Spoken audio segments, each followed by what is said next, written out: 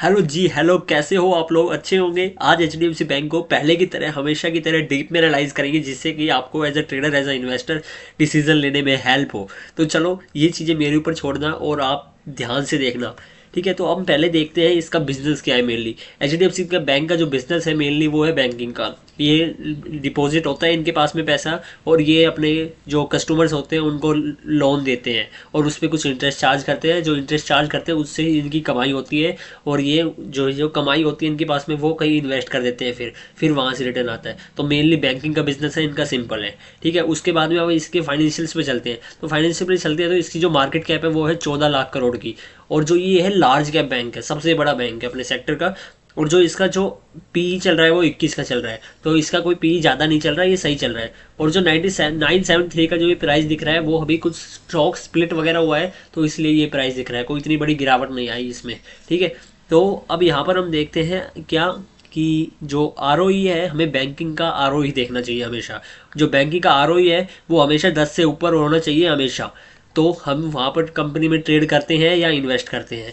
ठीक है, और अब हमें देखना है कि इसका जो यहाँ पर देखते हैं क्वार्टरली नंबर्स, प्रॉफिट लॉस। तो पहले इसके ये देखते हैं कि बैलेंस शीट में इनके जो बोरोइंग्स है वो कितनी है। बोरोइंग्स मतलब कि जो एचडीएफसी बैंक में जो बोरोइंग्स है वो लगातार कंपनी के अंदर बढ़ रही है, जो लोन का पैसा है। बट इस क्वार्टर में, जो मार्च लेटेस्ट क्वार्टर आया 2025, इस क्वार्टर में जो बोरोइंग्स है वो कम हुई है। बट हाँ, बोरोइंग्स लगातार कंपनी की बढ़ रही है, ये अच्छी बात है। अब तुम ये सोचोगे कि बोरोइंग लोन होता है, लोन का पैसा नहीं होता। मतलब कि ये होता तो लोन ही है, बट एक तरीके से बोरोइंग्स बैंकिंग के लिए एक बढ़िया बिजनेस का इंस्ट्रूमेंट है। मतलब कि ये इन्वेंट्री है, कोई सामान है जिससे कि उस सामान को बेच के ये पैसे कमाता है बैंक। तो ऐसे ही जो लोगों ने अपने जो पैसे है, टोटल 6,34,000 करोड़ के समथिंग यहाँ पर बैंक में डिपॉजिट करे हुए हैं, उससे ये बैंक लोन देगा और लोन से वो कमाई करेगा। जितना ज़्यादा लोन होगा, इसके पास में पैसा होगा, उतना ही ये ज़्यादा कमा पाएगा। ठीक है, उसके बाद में अगर हम यहाँ पर फिक्स एसेट देखते हैं, तो लगातार कंपनी के फिक्स एसेट बढ़ रहे हैं, और इन्वेस्टमेंट भी कंपनी लगातार करती जा रही है, जिससे कि इसको इनकम आती है।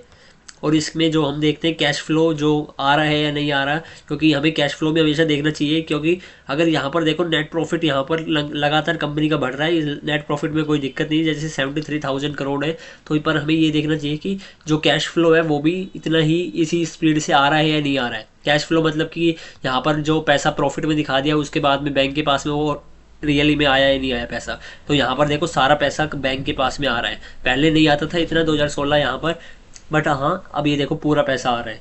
तो ये भी सही है इसमें। और यहाँ पर अगर हम इसके देखें प्रॉफिट लॉस में, तो जो रेवेन्यू है बैंक लगातार बढ़ा रहा है, कोई इसमें रेवेन्यू में दिक्कत नहीं है। और फाइनेंशियल प्रॉफिट है वो लगातार कम बढ़ रहे हैं। बट हाँ, फाइनेंशियल प्रॉफिट बैंक में ये देखा है मैंने कि बैंक में हमेशा लॉसेस में होते हैं, बट जो अदर इनकम आती है वो इनमें मैटर करती है। तो अदर इनकम आनी चाहिए बैंक की, जो लगातार अच्छी खासी अदर इनकम आ रही है। देखो, 1,44,000 करोड़ की इनकी अदर इनकम आई है, जिससे कि इनका प्रॉफिट बिफोर टैक्स बनता है 94,000 करोड़ का, और जो नेट प्रॉफिट बनता है 73,000 करोड़ का, जो कि ईयर ऑन ईयर बेसिस पे ये लगातार ग्रो कर रहा है। बट जो पिछले साल के मुकाबले अगर हम देखें, तो ये जो नंबर है वो है ट्रेलिंग 12 मंथ का, वो थोड़ा कमज़ोर है। बट ट्रेलिंग 12 मंथ का मतलब कि ये पीछे तक का पूरा हिसाब इसने लगा रखा है।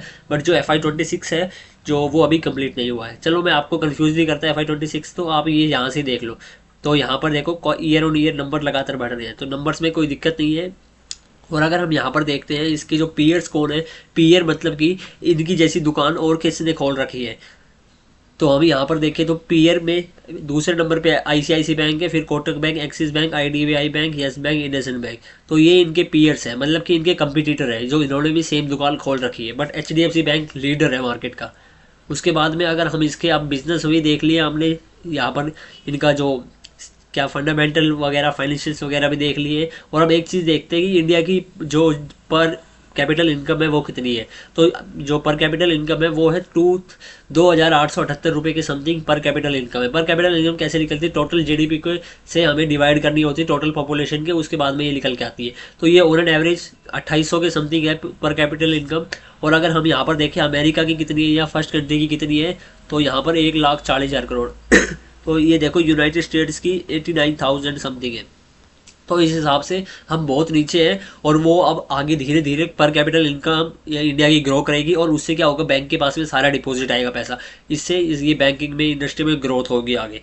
ठीक है, अब हम चार्ट पैटर्न देखते हैं। तो चार्ट पैटर्न देख रहे हैं, तो चार्ट पैटर्न में एज सच कुछ दिख नहीं रहा है, क्योंकि ये बेस्ट कंपनी अगर आप देखते हो, इसका मैं ऑल कर देता हूँ कि हमेशा तक अब तक का कितना चार्ट है। तो देखो कभी भी ये नीचे आती है तो ये सीधा ऊपर चली जाती है।